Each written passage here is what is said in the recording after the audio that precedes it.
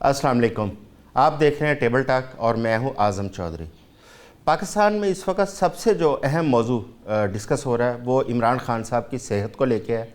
उनकी बीनाई कहा जा रहा है कि 80% उनकी बीनाई ज़ाया हो चुकी है, जबकि बाकी उनकी आँख का जो ट्रीटमेंट है वो अभी तक हुकूमत ने उस तरह ना उन्हें हॉस्पिटल में मुंतकिल किया है, ना स्पेशलिस्ट डॉक्टर जो हैं उनको एक्सेस दी गई है। ये अभी तक इस पर पीटीआई और हुकूमत के दरमियान बहस मुबाहिसा चल रहा है और पीटीआई की जानिब से एक एहतजाज का सिलसिला भी जारी है।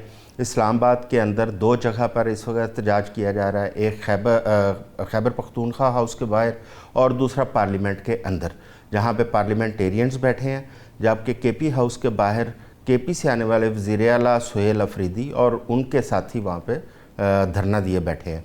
इसके साथ साथ स्वाबी के अंदर और केपी के मुख्तलिफ मकामात पर भी एहतजाज किया जा रहा है और मुतालबा यही है कि इमरान खान साहब को या तो किसी हॉस्पिटल में मुंतकिल किया जाए या उनकी आँख का जो प्रॉपर एक इलाज जो होना चाहिए वो उनको सहूलियात फराहम की जाए। सुप्रीम कोर्ट की जानिब से 16 फरवरी तक का टाइम दिया गया था और 2 चीज़ें इंश्योर करने के लिए हुकूमत को कहा गया था। एक इमरान खान साहब की आँख के इलाज के हवाले से और दूसरा खान साहब के बच्चों से उनकी बात करवाने के हवाले से। अभी तक सुप्रीम कोर्ट के अहकामात को किस हद तक माना गया या उस पर किस हद तक अमल दरामद किया गया, इस पर हम बात करेंगे। और खान साहब की जो बीनाई को लेकर जो तिब्बी एक उनके इश्यूज़ हैं उसके ऊपर भी हम बात करेंगे। इस हवाले से हमें ज्वाइन किया है जनाब पीपल्स पार्टी के साबिक सेनेटर हैं, सीनियर रहनुमा हैं जनाब कादर ख़ान मंदोखेल साहब, वीडियो लिंक पे हमारे साथ होंगे। मुस्लिम लीग नून की जानिब से साबिक रुकन कौमी असम्बली जनाब मुसर्रत अहमद ज़ेब साहिबा, वो हमें उन्होंने ज्वाइन किया वीडियो लिंक पे।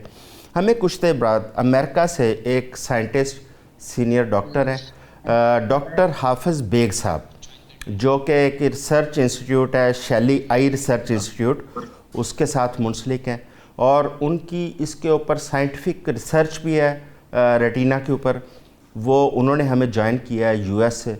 और पीटीआई की जानिब से हमें ज्वाइन करेंगे सीनियर माहिर कानून है जनाब अज़हर सिद्दीक़ साहब। डॉक्टर साहब ने हमें ज्वाइन किया। डॉक्टर हाफिज़ बेग साहब, थैंक यू वेरी मच, आपने हमें ज्वाइन किया। खान साहब की आँख को लेके इस वक्त एक बड़ा बहस की जा रही है कि उनकी बीनाई 80% तक ज़ाया हो चुकी है और जो जिन डॉक्टर्स तक खान साहब ने जिन्होंने इलाज करना था उन तक उनकी रसाई नहीं दी जा रही या खान साहब को अस्पताल नहीं मुंतकिल किया जा रहा है, ये पीटीआई का अभी तक कहना है। डॉक्टर साहब, आपने रेटिना के ऊपर रिसर्च की, आप एक साइंटिफिक इंस्टीट्यूट के साथ मुंसलिक हैं, आपने भी इसको ज़रूर फॉलो किया होगा। थोड़ा सा हमें गाइड कीजिए कि ये बीमारी असल में है क्या और इस बीमारी का इलाज क्या है और किस हद तक जो बीनाई है वो रिट्रीव हो सकती है। जी डॉक्टर साहब। वालेकुम अस्सलाम रहमतुल्लाह बरकातहू। चौधरी साहब, बहुत बहुत शुक्रिया, आपने मुझे अपने प्रोग्राम में शिरकत का मौका दिया। हॉट इशू बना हुआ है, पाकिस्तान से बाहर रह के भी पाकिस्तान के मसाइल पे हमेशा ही नजर रहती है, अच्छी बुरी खबरें सब कुछ। और खान साहब का इशू आजकल बना हुआ है और मेरी फील्ड से रिलेटेड है। जी जी। तो सबसे पहले तो हमें ये समझने की जरूरत है कि ये डिजीज है क्या, और फिर हम उसके बाद आएंगे कि क्या क्या पॉसिबल ट्रीटमेंट्स हैं या कोर्स ऑफ द डिजीज क्या है, बीमारी के दौरान क्या होता रहा। हम आमतौर पर बहुत सारे लोग वाकिफ होंगे ब्रेन स्ट्रोक से। हम कहते हैं जी फालज का अटैक हुआ दिमाग पे, तो ये बेसिकली जो खान साहब का मसला है ये उसी से मिलता जुलता है। लेकिन ये जो चीजों का अटैक जो स्ट्रोक होता है ब्रेन का, इसे खान साहब की कंडीशन को कहते हैं आई स्ट्रोक। तो ये बेसिकली आंख पे वही काम हुआ है जो ब्रेन पे होता है फालज के केस में। समझने के लिए हमें थोड़ा सा बुनियादी तौर पर एक चीज को समझने की जरूरत है कि हमारे जिस्म के हर उज़्व को हर वक्त खून की जरूरत रहती है और खून का बुनियादी काम हमारे जिस्म के हर हिस्से को खुराक पहुंचाना और वहां से फाजिल मादे को खारिज करके एक जगह पे लाना है और फिर उसके बाद ये जिस्म से खारिज होता है। तो ये जो ड्रेनेज सिस्टम और सप्लाई सिस्टम है, ये दोनों अल्लाह रब्बुल इज्जत ने बड़ा बैलेंस सिस्टम रखा है इंसान के हर उज़्व में। आंख में भी ऐसा ही है। और अगर इनमें से किसी सिस्टम में कोई ब्लॉकेज हो जाए, कोई खराबी हो जाए, तो उसके नतीजे में आंख को खुराक की सप्लाई रुक जाती है या आंख से फाजिल मादों का निकलना बंद हो जाता है। अच्छा। दोनों सूरतों में बहुत सीवियर कंडीशन है और बहुत सीरियस है। आमतौर पर जो आपकी मेन वेन है उसमें ब्लॉकेज हो तो जिस्म से या उस खास हिस्से से फाजिल मादों का इखराज रुक जाता है। अच्छा। तो जिस्म में ऑक्सीजन की सप्लाई का कम होना एक मैटर है, दूसरा ब्लॉकेज की वजह से फाजिल मादों का खारिज ना होना ये दूसरा मैटर है। और खान साहब के केस में चूंकि वेन का इशू है और वेन का मेजर काम जो है वो बॉडी से फाजिल मादों का निकलना है, तो अगर वो वेन ब्लॉक हुई है तो इसका मतलब ये है कि खान साहब की आंख का जो सेंट्रल पार्ट है जिसे रेटिना कहते हैं उसको ब्लड की सप्लाई रुकी और वेस्ट जो था, जो फाजिल मादों का इखराज होना चाहिए था आंख से, वो नहीं हो सका। और उसके नतीजे में ब्लॉकेज जब भी होती है तो आमतौर पर इस्कीमिया हो जाता है, मतलब ब्लड जो है, प्रेशर तो पड़ता है लेकिन अब ब्लड को गुजरने का रास्ता नहीं मिल रहा। जब गुजरने का रास्ता नहीं मिला, प्रेशर पड़ा, तो उसके नतीजे में ब्लड वेसल्स से खून निकलना शुरू हो जाता है बाहर और ये कंडीशन ज्यादा सीरियस है। इन केस ऑफ खान साहब 85% जो अभी आपके मुख्तलिफ न्यूज चैनल रिपोर्ट कर रहे हैं 85% डैमेज हुआ है। This is something very very serious.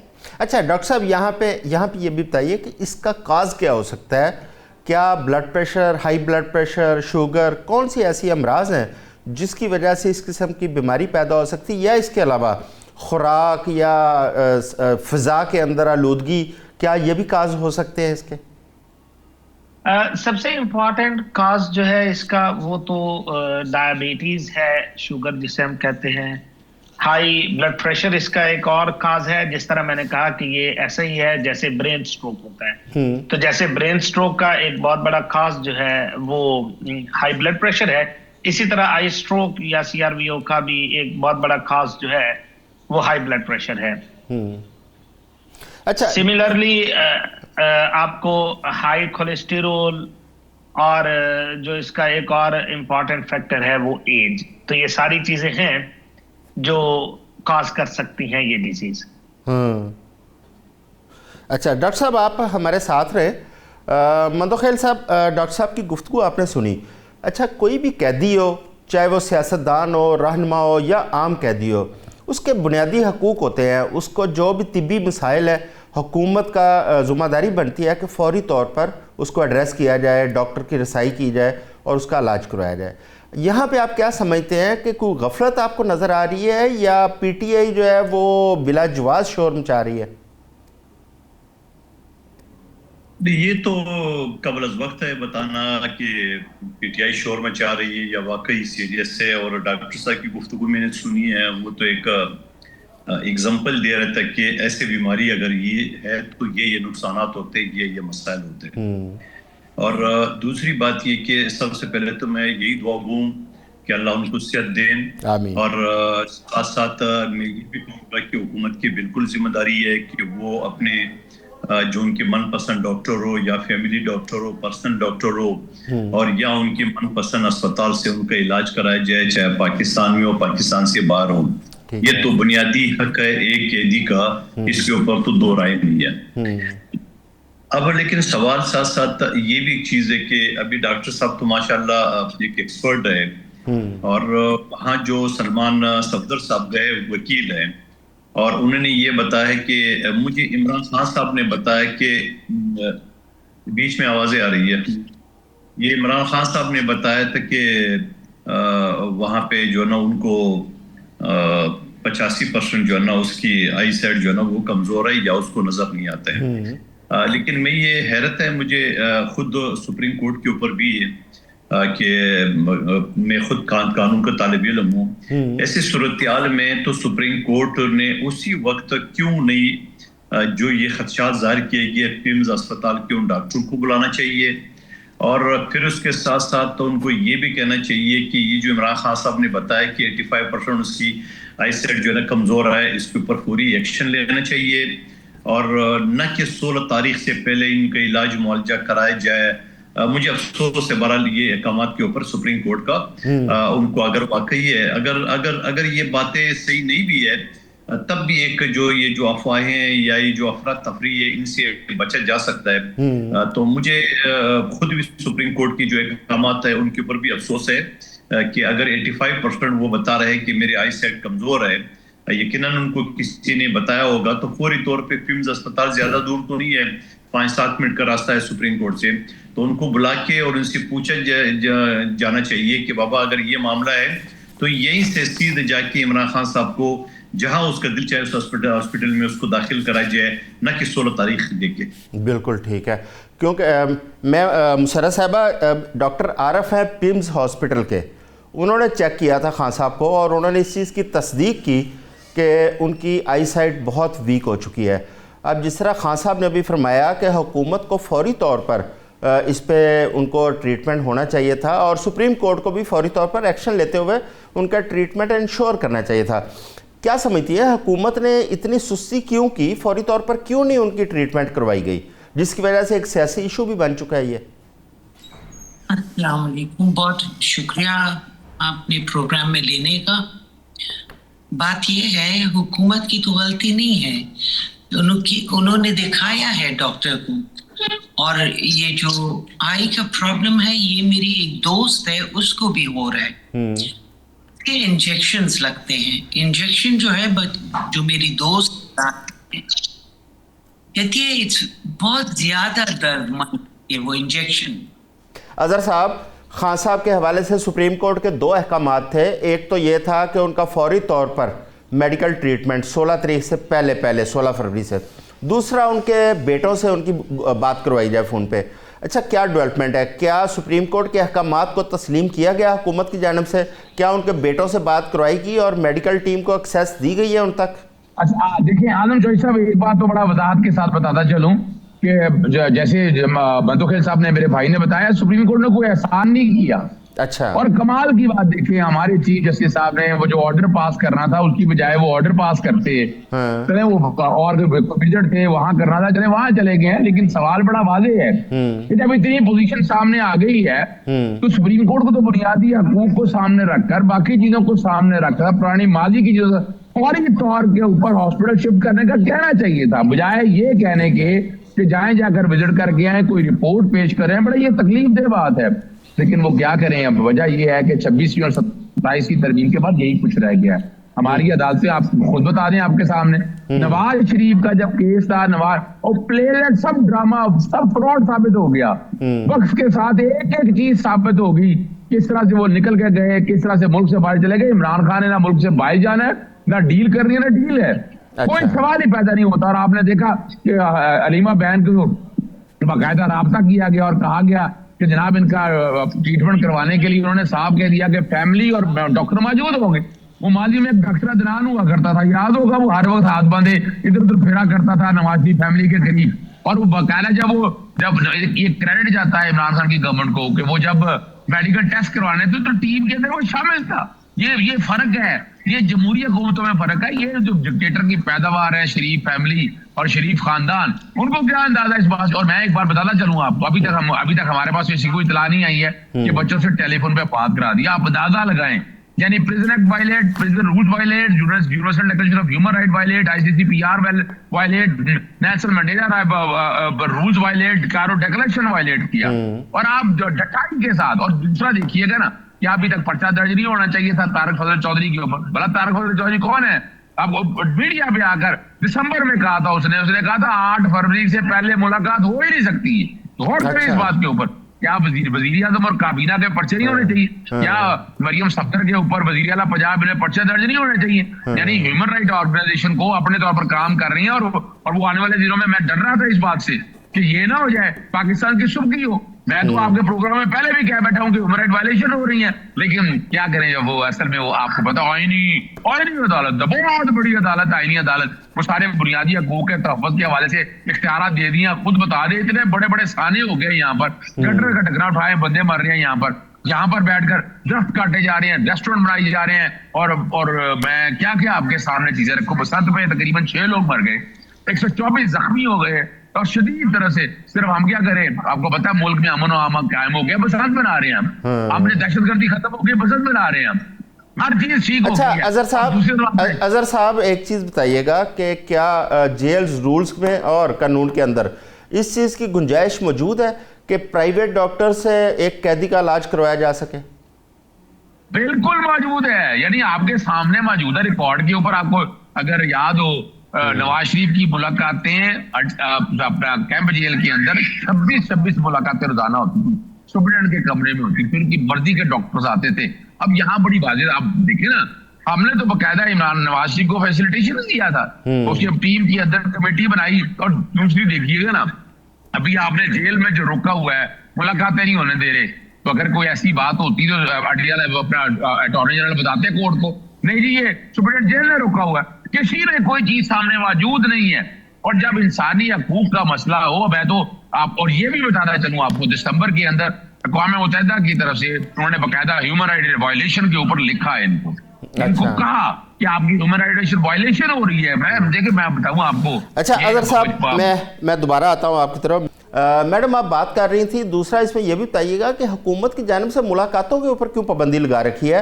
और जिस तरह अभी अजहर साहब ने कहा कि तारिक फजल चौधरी साहब ने, मेरा सवाल जरा सुन लीजिएगा। तारिक फजल चौधरी साहब ने अगर इतनी देर पहले ये ऐलान कर दिया था कि 8 फरवरी से कबल मुलाकात नहीं हो सकती, तो ये तो बड़ी एक संगीन बात है कि पहले से कुछ चीज़ें उनको पता थी। जी, सबसे पहले तो मैं ये बात बताना चाह रही हूँ, ये जो हमारे पीटीआई के भाई हैं, दलील से बात करें, दलील से हमेशा बात होनी चाहिए। दूसरी बात ये है, ये जो ह्यूमन राइट्स की बात कर रहे हैं, ये जो सवाबी में एक औरत मर गई इनके धरने से, तो ये ह्यूमन राइट्स नहीं, वो औरत नहीं है क्या? वो इंसान नहीं है? इंसानी हुकूक उस पर लागू नहीं आ रहे हैं? मतलब हर बात पे धरना, हर बात पे शोर गोला, फिर बातें जब करते हैं तो किसी और को ये टाइम नहीं देते। जहां तक ये नवाज शरीफ की बात हो रही है, तो वो तो यास्मीन राशिद उस बोर्ड में थी, उसने कहा था कि हाँ इसको बाहर भेजना चाहिए। ये भी हमने उस वक्त सुना था पीटीआई के प्रोपेगेंडिस्ट ने कि इसका हार्ट का ऑपरेशन पहले से हुआ ही नहीं। बाद में पिम्स के डॉक्टर्स ने कहा, जब उसने वो पूरा एक सीना उसका चाका हुआ, उसकी तस्वीर दिखाई कि ये देखें उसका पहले से हार्ट ऑपरेशन हुआ था, प्लेटलेट्स उसकी खराब है। तो मतलब कैसे आप लोग दिन की रोशनी में उंगली से सूरज को छुपाना होता है? झूठ ना बोले, दलील से बात करें। अच्छा, मैं कादर खान मंदोखेल साहब, ये रवैया कैसा है? कादर साहब, ये कैसा रवैया है कि सियासत के अंदर बर्दाश्त ख़त्म हो गई है। हम देखें कि जब आसिफ अली जरदारी साहब जेल में थे, उस वक़्त मुस्लिम लीग नून उनके हवाले से कहा करती थी कि ये ड्रामा है। जब मियाँ नवाज शरीफ जेल में थे, उस वक़्त पीटीआई तस्लीम करने को तैयार नहीं थी, वो बीमार हैं। आज इमरान खान जेल में है, तो दोनों पार्टियां इस चीज़ को तस्लीम करने को तैयार नहीं है। ये रवैये कैसे तब्दील होंगे कि हम इंसानी हमदर्दी के जो जज्बात हैं वो कैसे बहाल होंगे? देखिए, दोनों पार्टियों से मुराद आपकी क्या है? नून लीग के साथ आप पीपल्स पार्टी को ना मिलाइए। नहीं, मैं पीपल्स पार्टी के आसिफ अली जरदारी साहब बीमार थे तो मुस्लिम लीग नून बड़ी तनकीद किया करती थी, मैं ये बात बता रहा हूँ आपको। नहीं, आपने कहा कि दोनों पार्टी मानने को तैयार नहीं है। दोनों पार्टी, हम तो पहले ही दिन से इसके हक के ऊपर कोई कॉम्प्रोमाइज नहीं है। मैं तो चीफ जस्टिस की अदालत पे भी तनकीद कर रहा हूँ एज ए वकील। यकीनन मुझे हक है, बिल्कुल, क्योंकि जब एक रिपोर्ट आ गई है कि 85% उसकी नजर कमजोर है या खत्म आ रहे, तो उनको 16 तारीख नहीं देना चाहिए। उसको फौरी तौर पे, अगर सलमान सफदर साहब की बात पे यकीन ना करते सुप्रीम कोर्ट, तो उनसे पूछ लेते किसने बताया। उनको इमरान खान साहब ने बताया। इमरान खान साहब को किसने बताया? पिम्स अस्पताल उन्होंने बुलाया, तो पिम्स अस्पताल तो 5 मिनट के फासले पे बुला लेते। इतना सीरियस मसला, अगर वो गलत निकल जाता तो उसके लिए सजा भी मौजूद है। अगर वो सच निकलता तो उसको अस्पताल से, यानी अदालत से सीधे जाके उनको हिदायत दे देते कि जाके जेल से उनको ले जाए और जहां उनका दिल चाहे उस अस्पताल में ले जाए। तो ये तो तनकीद हो सकती है उसमें। लेकिन ये कहना कि जो तारिक फजल चौधरी का आपने बात की है, पीटीआई के दोस्त ये भी कहते हैं कि 3-4 महीने से ये इसका मसला है आग का, लेकिन 2 दिसंबर को अभी 1.5 महीना पहले तो उज़मा बीबी मिली थी, उन्होंने तो ये कहा था कि ये सारी चीजें जो है ना वो बिल्कुल रूप सेहत है। और फिर यही सलमान सफदर साहब का, देखिए मैं आपके सामने बगैर तनकीद के, मैं दलाइल की उनके वकील हूँ, मैं दलाइल से बात करूंगा और मैं आपके सामने रख देता हूँ कि जब सलमान सफदर साहब जो खुद इमरान खान साहब के वकील भी है, वो जब जेल से बाहर आए थे 3.5 घंटे की मुलाकात का, तो उन्होंने तो ये कहा था कि वो बिल्कुल ठीक ठाक है। 1 घंटे के बाद उनकी जो है वो जुबान चेंज हो गई, गुफ्तगू चेंज हो गई कि रिपोर्ट के बाद ही पता चलेगा। और मैं ये समझ रहा हूँ कि ये सारी चीजें यही हुआ कि कुलसुम नवाज साहिबा उनने तो मर्ग के साबित कर दिए कि मैं बीमार हूँ। तो मैं समझ लूँ कि ये सूरत नहीं होना चाहिए। और साथ साथ मैं ये भी कहना चाह रहा हूँ कि मुझे तो ऐसा लग रहा है कि ये थोड़ा सा बिल्कुल वही नवाज शरीफ साहब का जो स्क्रिप्ट है, वही स्क्रिप्ट जो है ना वो दोबारा दोहराया जा रहा है, क्योंकि इतना अचानक इनको इतना बड़ा सीरियस मसला बना कि अल्लाह ना करे, मैं तो पहले दुआ गो हूँ, लेकिन इतना अचानक कैसे बन सकती है। अभी तो 2 दिसंबर को उज़मा बीबी मिली थी उसे, और सलमान सफदर ने बाहर से आते हुए गुफ्तगू आप चला ले मीडिया के सामने, उन्होंने कहा कि वो ठीक ठाक है, उसके बाद वो अपनी बात से मुकर गए। तो मैं ये समझ रहा हूँ ये सारी बातें, तो मुझे लग रहा है यही है जो अलीमा बीबी ने बयान दिया था कि आपको खान से क्या चाहिए, क्या लिख के दे दे। आजम स्वाति साहब ने कुरान सर पे हाथ उठा के तमाम लोगों से मैंने बात की है खान के लिए रास्ता निकालने का, और फिर उसके बाद हुकूमत के भी सफ़ों में अचानक तो ये हमदर्दी आना, तो मैं ये समझ रहा हूँ कि वही नवाज शरीफ साहब का स्क्रिप्ट है जो दोहराया जा रहा है। आपने बड़ी इंपॉर्टेंट बात की है कि ये स्क्रिप्ट के ऊपर काम हो रहा है। इस पे मैं अजहर सिद्दीक साहब से बाद में जानूंगा, और डॉक्टर साहब की बात सुननी है। अभी वक्त हुआ है एक शॉर्ट ब्रेक का, हमारे साथ रहिएगा, ब्रेक के बाद हाजिर होते हैं। Welcome back. अभी मंदखेल साहब ने बड़ी एक इम्पॉर्टेंट बात की कि ये एक स्क्रिप्ट है जिस पर नवाज शरीफ साहब बाहर गए थे, उस स्क्रिप्ट के ऊपर अमल किया जा रहा है। इस पे हम अजहर सिद्दीक साहब से बाद में बात करते हैं। उससे पहले मैं डॉक्टर हाफिज़ बेग साहब की तरफ जाऊंगा। डॉक्टर साहब, आपने अभी बताया कि इसके क्या क्या काज हो सकते हैं, जिस तरह खान साहब की बिनाई का मामला है। अब हमें थोड़ा सा ये भी बताया इसका हल क्या है। क्या कोई ऐसा ट्रीटमेंट है कि बिनाई जो है वो बहाल हो पाए 100%, या इसको यहीं पे रोकना पड़ेगा? देखिए, जहां तक तो बात है बिनाई बहाल होने की, तो इस पर्टिकुलर केस में बिनाई बहाल तो नहीं होती। अभी तक तो ऐसा कोई ट्रीटमेंट नहीं है जिसमें इतनी बिनाई जाया हो चुकी हो और वो बहाल हो जाए।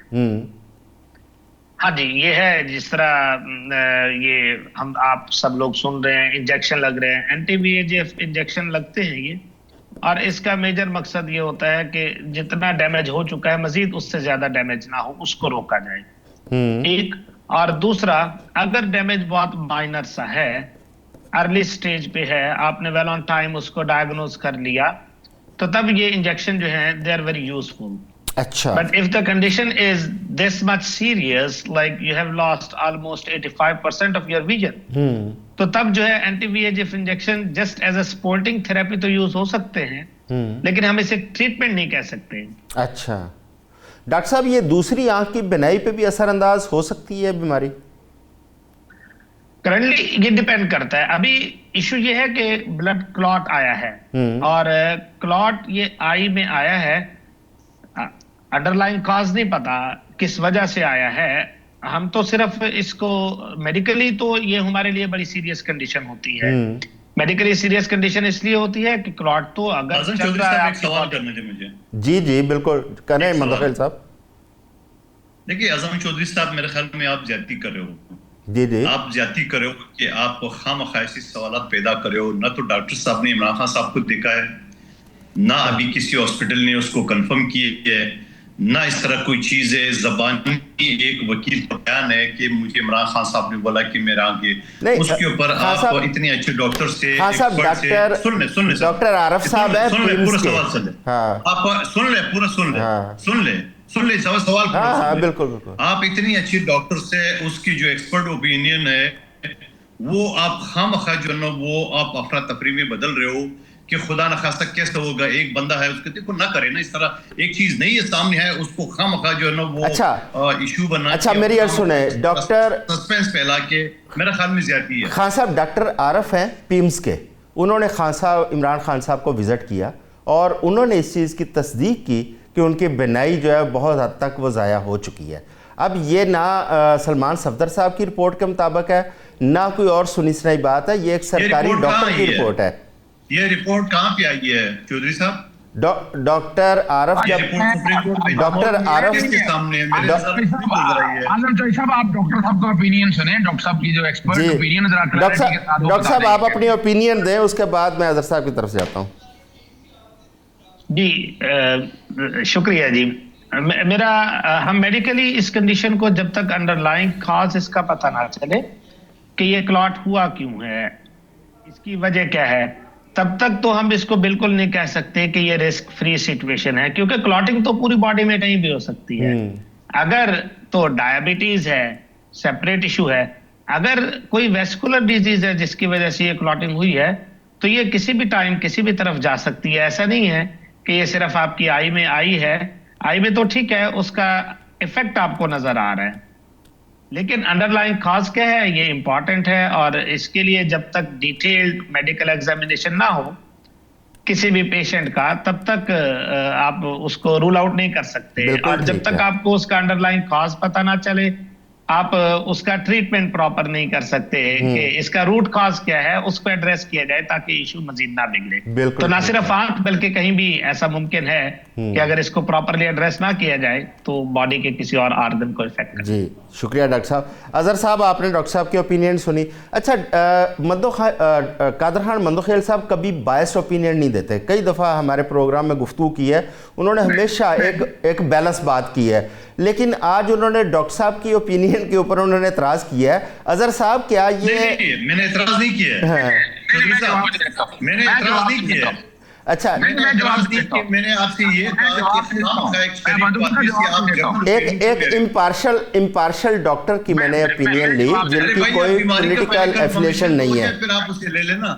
अभी बीमारी का कंफर्म नहीं है, आप उसे इतने बड़े डॉक्टर को आप इस पे चले, मैं अजहर साहब से जानता हूँ। अजहर साहब, आप बताएं इसमें क्या रियलिटी क्या है? अच्छा देखिए चौधरी साहब, बात को जरा समझना है आपने। डॉक्टर साहब ने बड़ा इंटेलिजेंटली आर्टिकुलेट किया है। जरा ब्लड क्लॉट जहां गई, एक बात तो बड़ी बात यह है कि ब्लड क्लॉट है, ब्लड क्लॉट दूसरी राय नहीं है। अब ब्लड क्लॉट अगर आंख के करीब है तो आंख को डैमेज कर सकता है, और पिम्स के डॉक्टर ने ये कह भी दिया था कि 85% तक डैमेज है। फिर अल शिफा ट्रस्ट की तरफ से जनरल रहमत साहब ने बहुत जबरदस्त बयान उन्होंने दिया कि हमारे पास सारा इलाज है, आप क्यों नहीं लेकर गए। नेक्स्ट हमें तो सबको ये पूछना चाहिए कि रात क्यों नहीं लेकर के इमरान खान साहब को आपने एक दिन और क्या कर दिया है। इसका मतलब है आप ये सारी ड्यूरेशन के जिम्मेदार है। मैं जमाल मैं हमारे भाई कादर मंदोखेल साहब की बात नहीं कर रहा, मैं हुकूमत वक्त के हवाले से आपके सामने रखना चाह रहा हूँ। ये क्रिमिनल नेग्लिजेंस नहीं है। एक्चुअली अगर देखा जाए हमारे फौजदारी कानून के तहत, अगर यानी आज ये रीजन बता दिया उन्होंने, क्या है, वेस्कुलर डिजीज है या इमरान खान साहब को शुगर तो है नहीं, I know it very well, मुझे अंदाजा इस बात का। लेकिन अब सवाल बड़ा, और मैं एक और बात बता दूं, जो फैसिलिटेशन के हवाले से मेरे भाई ने एक बात की है तो मैं अब आपके सामने रख देता हूँ। देखें, मैंने आपके प्रोग्रामों में भी, मंदोखेल साहब मेरे साथ बड़े प्रोग्राम हो रहे हैं, मैं अप्रैल से बात कर रहा हूँ कि सितंबर होगा और नवंबर से हालात बदलेंगे। अच्छा, मैं वो लॉजिक क्यों कहता हूँ, यानी इमरान खान ने ना डील लेनी है ना ढील चाहिए, ये याद रखिए ना, मुल्क से बाहर जाना उन्होंने सवाल ही पैदा नहीं होता। सकती हूँ क्योंकि वैसे ही बैठी मैं वजह बता दूं, आप आगे आपके सामने रखते हैं। इन्होंने अगर कह दिया अपना, इन्होंने आगे मुस्लिम नूर की तरफ से आगे कह दिया कि जनाब को लॉजिक से बात करें, रूल के बात करें। मैंने अभी इनको चाहिएगा ये जवाब जरूर देंगे जब मैं खत्म कर लूंगा कि कौन से रूल की बात कर रही है, या रो रहा है या रोक रहा है या ऐसी की बात है। लेकिन एक बात बता दूं आपको, ज़िया-उल-हक के दौर से मुशर्रफ तक का दौर अगर उठाकर देखें, 18 महीने 22 महीने 24 महीने हुकूमतें, 58 भी इन्होंने उड़ाया, यानी साके जमहूरियत सियासी जमातों ने मिलकर सत्यानाश कर दिया। चार्टर ऑफ डेजर्ट कैसे आया? उन्होंने कहा नहीं, हुकूमतें तो 5 साल पूरी करेंगी, कोई वजीर आजम बता दें, चाहे यूसुफ गिलानी डिस्क्वालीफाई कराया मैंने, नवाज शरीफ हो, इमरान खान हो, आप इनको 5 साल तो पूरे नहीं करने दिए। तो आप जो दौर है ना, ये जो वजीर आजम, ये सॉरी मुलाजिम बैठा हुआ है इस वक्त, तो उसके 4 साल पूरे हो चुके हुए हैं, उसने जाना है। अब ये चीजें देखें, जिस तेजी के साथ चीजें आप आगे लेकर गए वापस आनी है। मेरा ये मार कर लीजिएगा प्रोग्राम, जो मर्जी हो जाए इस चीज। अब क्या होना है, चले मैं आपको आगे बता देता हूँ। अभी जमानतें दायर हो रही है ना, तो मानते हैं अब डे टू डे हेयर करें और सारे में सस्पेंड छोड़ देंगे। कोई भी केस ऐसा नहीं होगा जिसमें इमरान खान बाहर अंदर रह सकेंगे। ये मैं नोट कर लीजिएगा, मैं मेरिट पे बात कर रहा हूँ, मैं कोई फेवरेटिज्म की बात नहीं कर रहा। बजाय 1 साल पूरी आपने सस्पेंशन ही लगाई। कोई बोला इनमें से कोई आई है हुकूमत आके जल्दी से सुने, कभी नैब एडजर्नमेंट ले रहा है, कभी FIA एडजर्नमेंट ले रहा है, यानी ट्रायल तो आप डे टू डे चलाते रहे, यानी सस्पेंशन क्यों डे टू डे चलाते, अपीलें क्यों नहीं चलाते? इन सब में बरियत यकीनी है, जो कि सारे पॉलिटिकल विक्टिमाइजेशन का केस है। साइफर उठ गया, अब साइफर सुप्रीम कोर्ट में अगले हफ्ते देख लीजिएगा, गवर्नमेंट को और मार पड़नी है, सुप्रीम कोर्ट की यात्रा खत्म हुई ना, तो इधर केस आपने सामने देख लिया, तोशा खाना के केस सारे देख लिया आपने, कुछ नहीं है इसके अंदर। नोट इट डाउन, मेरी बात को याद रखिएगा। इमरान खान वाहिद लीडर साबित हुआ है अजहर साहब मुल्क से मुकाबला किया उसने। मैं मुसर्रत साहबा से, मुसर्रत साहबा आपने अभी गुफ्तगू सुनी, अजहर साहब की भी, डॉक्टर साहब की भी सुनी। देखें हुकूमत इस वक्त मतलब किसी भी मामले में, आप चाहे इकॉनमी उठा के देख लें, सियासी इस्तेहकाम देख लें, हुकूमत किसी भी चीज़ में जो दावे किए थे उस पर कामयाब नहीं हो पा रही। अब मुल्क में कहा जा रहा है कि जब तक सियासी इस्तेहकाम नहीं होगा तब तक कुछ भी ठीक नहीं होगा, मईशत भी ठीक नहीं होगी। क्या सियासी इस्तेहकाम के लिए ज़रूरी नहीं है कि जो अपोजिशन जमातें हैं उनको साथ लेके चला जाए? ना कि इस वक्त एहतजाज कर रही हैं जमातें, लेकिन हुकूमत की जानब से खान साहब को क्या मुतालबा है कि हॉस्पिटल में मुंतकिल किया जाए, तो हुकूमत क्यों नहीं इस पर तवज्जो दे रही? क्यों एहतजाज का सिलसिला तूल पकड़ता जा रहा है? बहुत ज्यादा जरूरी है, बेइंतहा जरूरी है मेरे मुल्क के लिए, क्योंकि मुल्क में दहशतगर्दी हो रही है। इस वक्त PTI क्या कर रहे हैं? इंतशार फैला रही है। इंतशार ये तब से फैला रही है, हर एक बात पे इनका उछलना कूदना होता है। नहीं, उनका अगर मुतालबा मान लिया जाए तो एहतजाज खत्म हो जाता है। जहां तक प्लीज मुझे बोलने दें। हाँ। सबको बोलने की दे रहे हैं, मुझे बोलने की बोले प्लीज। बिल्कुल टाइम नहीं दे रहे। जहां तक इमरान खान की बात है, बहुत दुख की बात है कि वो बीमार है, वो अपनी आंख की खो रहा है, बीनाई खो रहा है, पर ये उम्र का तकाजा है। और जहां पे डॉक्टर साहब ने कहा कि ये क्लॉट है, तो क्लॉट पे मेरा एक नेफ्यू वो फौत भी हो चुका है।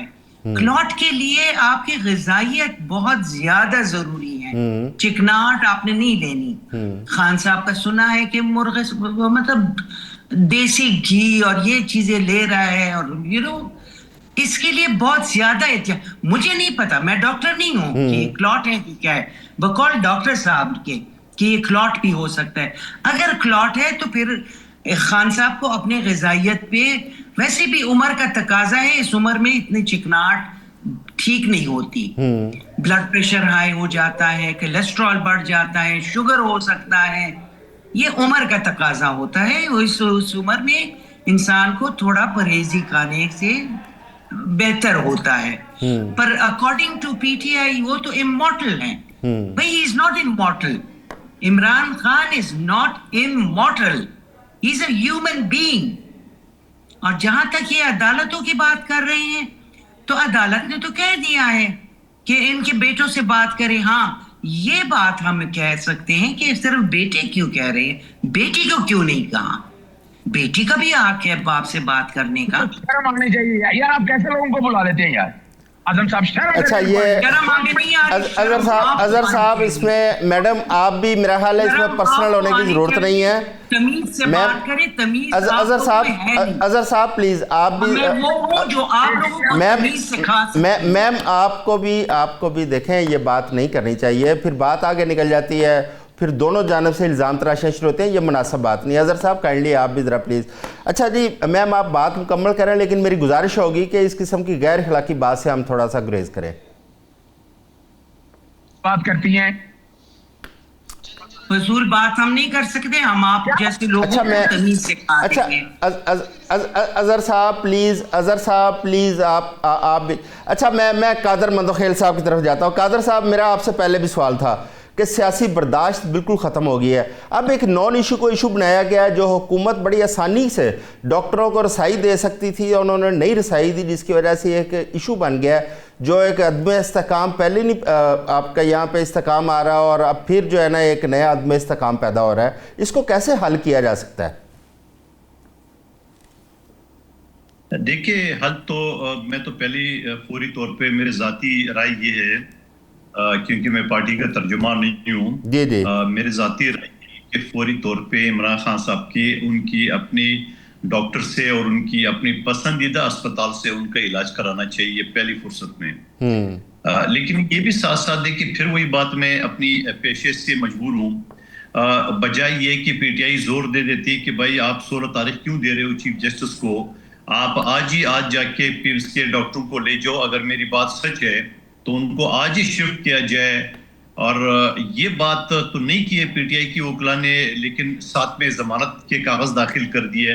अब ये चीज तो मुझे समझ में नहीं आ रहा है कि भाई जमानत का क्या वास्ता, जब आपका इलाज वैसे सुप्रीम कोर्ट के हुक्म पे हो सकता है, और ये हर कैदी का हक है कि उसका इलाज हो जाए अगर जेल के अंदर हो तो ठीक है। मैं 10 साल जेल रिफॉर्म्स कमेटी का हिस्सा रहा हूँ सिंध में, मुझे जेल मैनुअल, जेल का कानून का एक लफ्ज याद है, तो वो तो वैसे ही इलाज हो जाता है, अगर नहीं वो तो बाहर से भी रेफर कर लेते हैं अगर जेल के अंदर मौजूद ना हो।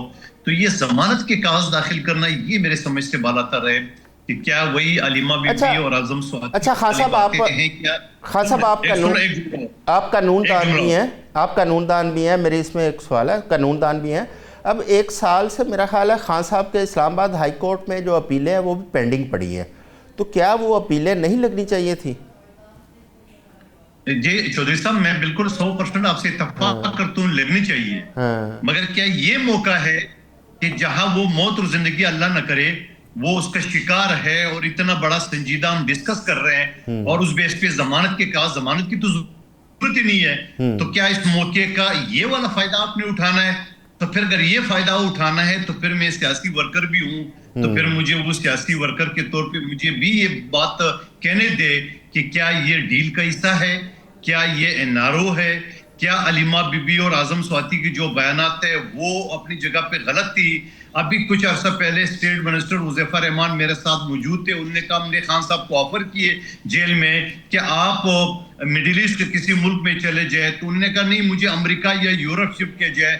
जब एंकर ने सवाल किया, हुज़ैफा रहमान मौजूद है, स्टेट मिनिस्टर है इस वक्त भी, तो उन्होंने कहा कि नहीं जी हमारे पास ऑडियो टेप मौजूद है, हमारे पास सबूत मौजूद है।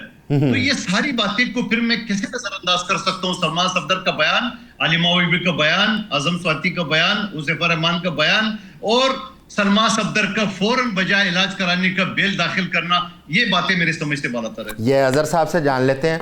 अजहर साहब, क्या जो कानूनी हैसियत है खान साहब के मुकदमात की, एक तो थोड़ा सा उस पर बताइए कि इस्लामाबाद हाई कोर्ट के अंदर कौन से मुकदमात, उनकी अपीलें जो है ज़ेर इल्तवा हैं। दूसरा ये है, ये एक तासर जो पैदा हो रहा है मुख्तलिफ बयानात से, उस तासर की हकीकत क्या है?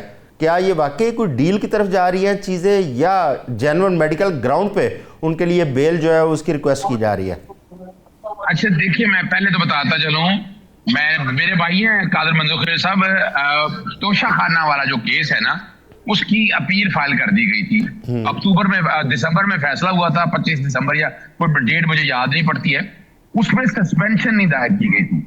सस्पेंशन दायर कर दिया, सस्पेंशन मेरा राइट है, सस्पेंशन दायर करना मेरा, ये बेल मेरा राइट है ना, सस्पेंशन मैं एक्स्ट्रा ऑर्डर नहीं दे रहा। और मेरिट के ऊपर बेल की बात है, मेरिट के ऊपर की बेल की बात है। मैं पहले बता देता, ना डील है ना डील है, कोई सवाल ही पैदा नहीं होता। और याद रखिएगा, सस्पेंशन में देर नहीं लगनी, क्योंकि तोशा खाना का ये केस बनता ही नहीं है।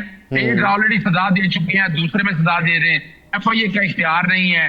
फिर आप डबल जेपर्डी का प्रिंसिपल अपनी जगह पे, 400 नए का जुर्म कोई नहीं हुआ, मेरिट के ऊपर ये बनती है बड़ी बात है। यानी ये कोई एक्स्ट्रा ऑर्डिनरी बेल नहीं है, और ना मेडिकल ग्राउंड पे बेल फाइल की है।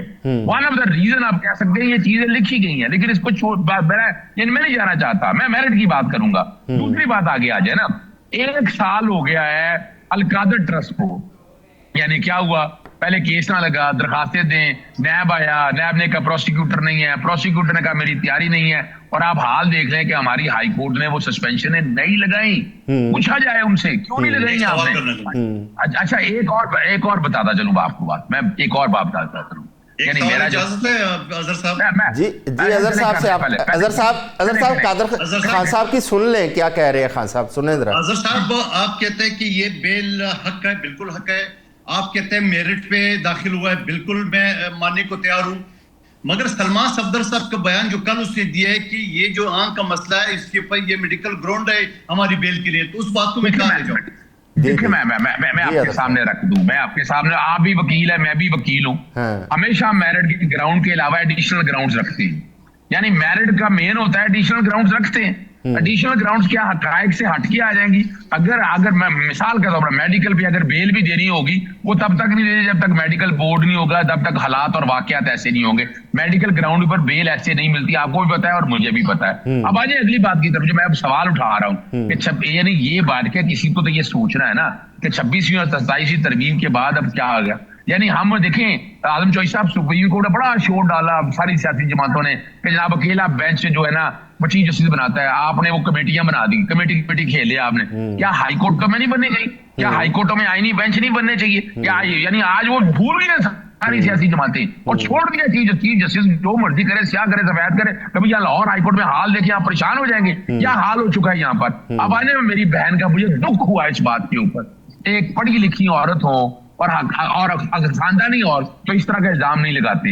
यानी कौन सी बेटी या कौन सी खुदारा यार, क्या बात कर रहे हैं आप। यानी क्या ना पाकिस्तानी रिकॉर्ड में ना बेटी नहीं है उसकी। आप अभी भी आप देखें ना, आप बेटी से क्यों कर रहे हैं, बुरी बात है। बेटियों का हक होता है और गलत बात है। शर्म करें आप, डूब मरने का मकाम है। आप जैसे बेटी के नाम पे आप इतना शर्मिंदा हो रहे हो, आपको पता नहीं है। मैं आप अजहर साहब मेरी आपसे गुजारिश है कि थोड़ा सा मुसरत तहजीब के दायरे में हमें रहे तो ज़्यादा बेहतर है। हमें एक दूसरे पे इल्ज़ाम तराशी में नहीं जाना चाहिए, क्योंकि आप माशाल्लाह बहुत सीनियर पॉलिटिशियन हैं, अजहर साहब बहुत सीनियर कानूनदान हैं, तो मुनासिब नहीं है कि हम इसकी नामुनासिब गुफ्तगू करें। अजहर साहब मेरी आपसे गुजारिश है कि मुनासिब नहीं है, मेहरबानी करें। जी अजहर साहब दावा पे लेना है ना तो इन मुहतरमा को मुबारक हो, मैं एडवांस मुबारक देता हूँ। अगर इस तरह के इल्जामत पे इन्होंने बेटियां लेनी है ना तो अल्लाह ताला मुबारक करे ऐसे लोगों को। खुदारा यार आप ना किया करें, तोहमत नहीं लगाते, शर्मिंदा ना हो तो आप मेरी ऐसी बेटी आप कबूल कर लेते, अल्लाह की रहमत होती है, शर्मिंदा ना हो। ऐसी बेटी आप कबूल कर ले, शुक्र अल्हम्दुलिल्लाह बेटियां। अच्छा मैं अजहर साहब मेरे पास टाइम भी बड़ा शॉर्ट है, तो मैं डॉक्टर साहब से एक आखिरी ओपिनियन लेना चाह रहा हूँ। डॉक्टर साहब मुझे बताइए कि एक तो बड़ी ताख़ीर हो चुकी है खान साहब के ट्रीटमेंट में, एक तो ये बताइए कि मरीज़ के पास कितना वक्त होता है कि फौरी तौर पर उसको ट्रीटमेंट के लिए शिफ्ट किया जाए या उसको मेडिकल ट्रीटमेंट मिले। देखिए इस केस में आपको चाहिए तो है कि फौरन पेशेंट को हॉस्पिटलाइज्ड किया जाए अगर पॉसिबल है, अदरवाइज किसी स्पेशलिस्ट से उसकी प्रॉपर स्क्रीनिंग करवाई जाए। अगेन मैंने बताया कि इम्पोर्टेंट जो है क्या जेल के अच्छा आपको डॉक्टर साहब क्या जेल के अंदर इसका इलाज मुमकिन है? देखिए ये एक पॉलिटिकल क्वेश्चन हो जाएगा। मेरी जाती राय में किसी भी बीमारी का इलाज जो है वो तो हॉस्पिटल में होता है, जेल में तो नहीं होगा। अच्छा ठीक है, जेल के अंदर भी एक हॉस्पिटल होता है ना, उसमें बेसिक सहूलतें सारी होती हैं जेल के अंदर। नहीं ये बिल्कुल वो वाला ऐसी सिचुएशन नहीं है कि आप किसी बेसिक हेल्थ यूनिट पे या बेसिक फैसिलिटी वाले हॉस्पिटल पे लेके जाएं। बिल्कुल ऐसा नहीं है। इसके लिए हाईली स्पेशलिस्ट आपको टीम चाहिए होती है, हाईली स्पेशलाइज्ड सिस्टम चाहिए होता है। ऐसा नहीं कि आप किसी बेसिक फैसिलिटी वाले हॉस्पिटल में इसका ट्रीटमेंट करें, ऐसा नहीं। ठीक है। कादर खान साहब, इस वक्त बहुत ज़्यादा हुकूमत की जानिब से एक अपोजिशन को भी वहाँ पे मार्जिन नहीं दिया जा रहा और अपोजिशन भी हुकूमत को मार्जिन देने को तैयार नहीं है। आने वाले दिनों में सदर पाकिस्तान में मुश्तरका इजलास से ख़िताब भी करना है। अगर यही माहौल रहा तो क्या पार्लियामेंट के अंदर कोई इस किस्म का कोई आगे बढ़ा जा सकता है या सदर ख़िताब कर सकते हैं या पार्लियामेंट की कार्रवाई उसको एक पुरसकून तरीके से चलाया जा पाएगा? देखिए मैं एक बात ये कहूँगा, जो डॉक्टर साहब ने बात की बिल्कुल दुरुस्त है, क्योंकि मैंने बताया कि जेल रिफॉर्म्स कमेटी का मैं हिस्सा रहा हूँ 10 साल। जेल के अंदर हॉस्पिटल तो होता है, कोई एक छोटा सा डॉक्टर होता है, वहाँ डिस्प्रिंग की गोली तक नहीं होती है और बिल्कुल माइनर सा कोई बुखार हो, कोई चोट आ जाए, उसकी मरहम पट्टी तो है मगर और कोई इलाज नहीं है किसी भी पाकिस्तान के अस्पताल में। दूसरी बात ये कि जो माहौल आपने बताया यकीनन एक आईनी तकाजा है सदर पाकिस्तान का जब ये खिताब करेंगे पार्लियामेंट के इजलास से, और मैं ये भी कहूंगा ज़हनी तौर पे, मैं एक पीपल्स पार्टी के वर्कर की हैसियत से, कि हम तो ज़हनी तौर तैयार है, बल्कि हर प्रेसिडेंट तैयार होता है कि किसी भी प्रेसिडेंट का सुकून वाली माहौल में कोई खिताब नहीं हुआ है तो इस मरतबा भी हो जाएगा। तो क्या हो जाएगा, वो पश्तो में कहावत है कि ये साल मुझ पे तुम गुजर जाओगे, मैं तो गुजार लूंगा तुम्हें, मगर लोग तुम्हें अच्छा नहीं कहेंगे। मैं ये कहूंगा उन लोगों के बारे में, क्योंकि मैं खुद, आपने कहा सेनेटर में MNA रहे हूँ, सेनेटर नहीं है। जब मैं हल्के में लोगों ने मुझे वोट दिए तो मुझे एक एक दिन का हिसाब रखना पड़ता था, और अल्हम्दुलिल्लाह आज मैं फख्र से कहता हूँ कि मैं 22 महीने के लिए MNA था और 40 साल जो काम नहीं हो सका वो मैंने किया है। तो हर MNA से, हर MPS से अवाम पूछेंगे कि आपको हमने वोट दिए, आपने हमारे लिए पार्लियामेंट में क्या आवाज उठाया, यही अफरा तफरी, यही शोर शराबा, ये तो वक्त की बात है। अच्छा मैडम सरस ज़ेब साहबा, मैं यही सवाल आपसे करूंगा कि ये जो प्रोटेस्ट हो रहे हैं उनमें बड़ा सिंपल सा मुतालबा है कि खान साहब को एक प्रॉपर मेडिकल ट्रीटमेंट दिया जाए। हुकूमत क्यों नहीं दे रही? क्या हुकूमत किसी और तरफ देख रही है, मजबूर है, या हुकूमत का अपना फैसला है कि डॉक्टरों को रसाई नहीं देनी?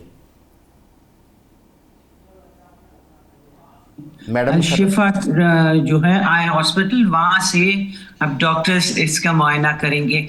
और जहाँ तक ये मैं जवाब दे रही हूँ, ये मैं हुकूमत की तरफ से नहीं दे रही। अच्छा। ना ही मैं कोई ओहदेदार हूँ, ना मैं MNA हूँ, ना मैं सेनेटर हूँ, पर अपनी तरफ से मेरा अपना तज्जिया ये है, ये जो इतना इन लोगों ने सड़कों पे एहतजाज और ये इंतशार शुरू किया है, ये 9 मई के केसेस से भी हो सकते हैं कि ये हट जाए।